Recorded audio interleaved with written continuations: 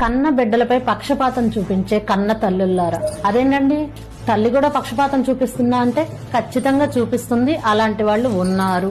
మన సంస్కృతిలో, మన ధర్మంలో కన్న తల్లికి భగవంతుడికి మించిన గొప్ప స్థానాన్ని ఇచ్చి గౌరవించుకుంటాం.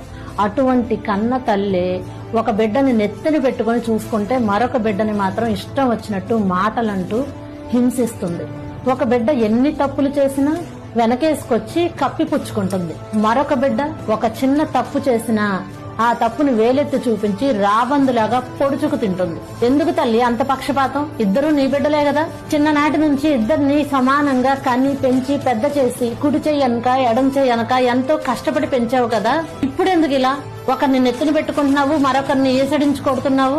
ఉన్నదంతా ఒకరికి దోచి పెడుతున్నావు, మరొకరికి అప్పులు నెత్తినేసి పంపుతున్నావు. ఒకటి మాత్రం గుర్తుంచుకో, నువ్వు ఎవరినైతే నెత్తిని పెట్టుకుంటున్నావో వాళ్ళు నీ ఆఖరి దశలో నిన్ను చూస్తారో చూడరో తెలియదు గాని నీ అవసాన దశలో, నీ ఆఖరి దశలో ఎవరినైతే నువ్వు చేదరించుకుంటున్నావో, అక్కర్లేదు అని అనుకుంటున్నావో, నువ్వు తక్కువ చేసి చూసే ఆ బిడ్డే నీకు దిక్కవుతుంది. అది మాత్రం గుర్తుంచుకో తల్లి.